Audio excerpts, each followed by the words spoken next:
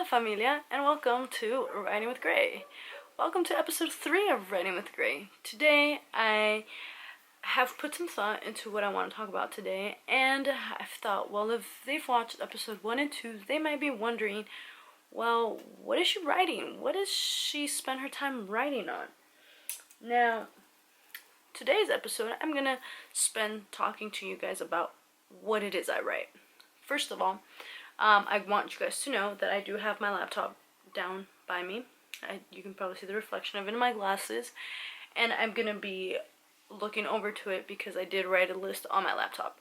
I don't pre-plan very much for these videos. I actually planned this 5 minutes ago.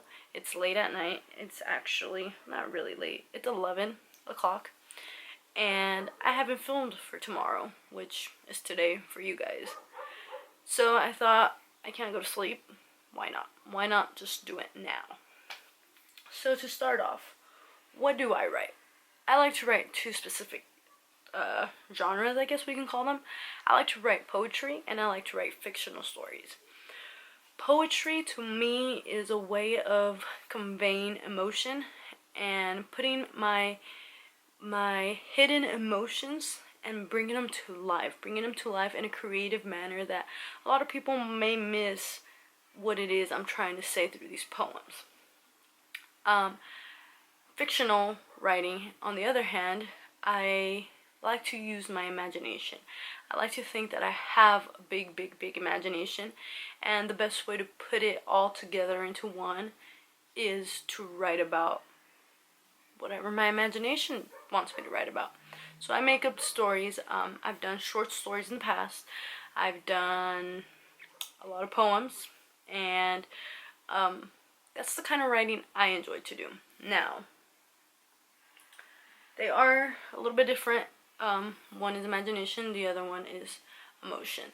They weigh off differently from one another, but they do feed off of one another. For example, writing poetry is, like I said, like 10 times already, it's me conveying my emotions. However, knowing how to convey emotions and putting them into words is very useful. It's a very useful tool when I'm writing a fictional story. I'm currently working on what I want to call a fictional novel. And through this novel, there's a series of characters that I have to bring to life. I have to find a way to make them interesting so that my audience is drawn to them and falls in love with them. I'm pretty sure you've read a book or you've seen a movie or a TV show or whatever it may be, and you fall in love with those characters because you're so drawn to them. Their emotions are appealing, their personality, and a lot of those things. So through my practice of poetry, I'm able to bring those characters to life because I know how to convey these emotions. I know how to bring them to life, which is a really amazing thing that I can do, and I think it's a great tool. So if there's any poets out there that are looking into doing fictional writing or vice versa, just know that they come hand in hand, and thankfully I know how to do both. Not know, because I don't think you can know, but more like I know how to use them to in an appealing manner, and I know when it's good to be poetic in these fictional stories. For example, when I'm trying to draw somebody into a scene, it's kind of like instead of saying it's raining outside, you bring in a little bit of poetic to it by saying, oh, it was a dark and gloomy afternoon, the rain, you can hear the sound of the water falling, the rain splashing. I don't know, I can't think off the top of my head right now, but something like that. And I'm pretty sure you guys know what I'm talking about. I also wanted to discuss what I'm currently working on. For now, poetry comes and goes. I mean, it's a daily thing, but I've really been into taking pictures and writing poems that go along with these pictures. I've done this a lot on my Instagram, so if you guys want to follow me, I will link it down below. However, it is a private page, so bear with me. It'll take some time so I can approve of you so you can follow me. But I tend to take a lot of photography. Maybe I can show you one right now on my phone. But as I take the photographs, I don't really think much of them until I get home and I'm on my own, and then I tag I make a poem. I write a poem to how I interpret the picture. Um, it's very fast. I really enjoy it. And it's something that I've liked to do for quite some time now, and just recently, oh my god, my phone is being crazy. And just recently I've learned that it's okay to share these things and to people who follow me on the social media. And so I don't really have a time for these poems. They just come and go. As I said, it depends on the kind of emotion a picture may inflict in me, or maybe if I have a thought already, then I go out and I try to look for a picture that can fit this thought of mine, and then I just describe it. For example, I have this picture right here. Okay guys, so as I was editing this part of the video, I decided that I probably shouldn't share with you the poem just for plagiarism reasons. I don't have an official copyrighted stamp on my poetry or any of my writing, so perhaps I should keep it to myself for the time being until I can figure something out on copyright issues, and then I will it would be more than an honor to be able to share this with you guys. I'm sorry for this. I know I made a little build up to this poem that I read to you guys, but hopefully you understand and you won't hate me for it. I hope you enjoy the rest of the video. Thank you. And I think that is very, very deep. But yeah, that's as far as my poetry goes. I don't know, maybe later I'll do a compilement of poems that I have written and maybe bind them together. I don't know. I'm gonna look into self-publishing, and we'll see how the poetic side goes. But I do, and I would like to one day have a physical copy of a poetry book, poetry and photography, because I want my pictures to be a part of these poems, because I feel like they complement one another. The poem brings the picture to life, and the picture brings the poem to life. Now, on the other hand, my fictional writing, as far as that goes, I've been working on a novel. I think I mentioned it in episode 1 maybe.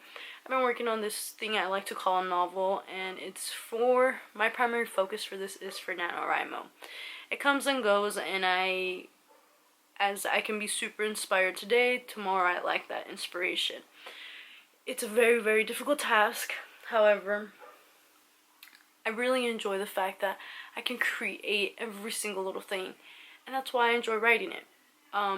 I have a build-up, and I get to manipulate and I get to create a world that my characters live in. I give my characters their personality. I give my characters their heritage. I give my characters their everything, basically. I mean, I make them. They're my characters, and they live within me. I drive, I walk, I hear, I see, and everything, I tie it back into these characters. Oops, I just dropped my phone. And I tie everything back into these characters. So it's something that I enjoy writing, and it's really amazing that I just printed out some of my, oh, my eyes itchy. I just printed out some of my novel. I don't know how much of it I should share with you guys and how much I shouldn't, for obvious reasons. I wouldn't want to get an idea out there, and then somebody that has a future in writing comes up and, you know, takes it or anything of that sort. Not saying that it's a really good idea or that I'm great or whatever, but it's a fear that someday that will get stolen, and I don't want that. But the story is right now my primary focus, and I live for it, and I just printed something out and I started reading. It's a good 6 chapters, and I started reading them, and I read them all in about a day. And it's so fascinating to me how drawn I was to my own piece of writing. I had not read back to it. I started writing and I just went on with the writing, and I've never gone back to edit or anything up until now, and it's really, really amazing for me to see, for me to sit and read and be drawn into my own piece of writing. And so just letting my imagination go wild and knowing that I myself am drawn back to that imagination, I can't imagine what it'd be like for my reading audience, and I really hope it's something that I can get somewhere. So yeah, that's it for today.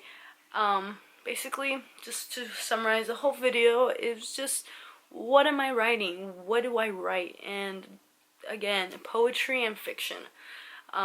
They are two of my strongest talents, I believe, and it is amazing to be able to write and be able to do both things and connect them into one.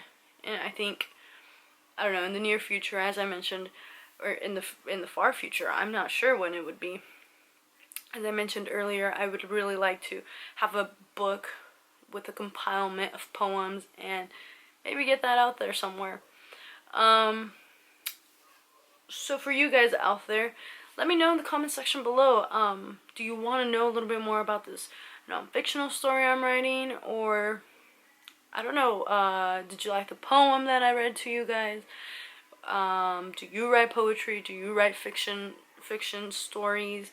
What is it like? Do you allow yourself to carry out that imagination of yours, or do you limit it? Because I think that goes a long way. I think aside from the writing, I think it comes down to how comfortable you are with letting your imagination go wild.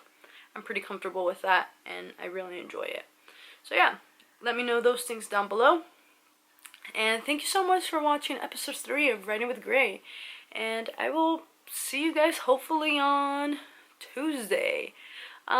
Just a brief little thing. I know I am on a Tuesday, Thursday uploading schedule for Writing with Gray.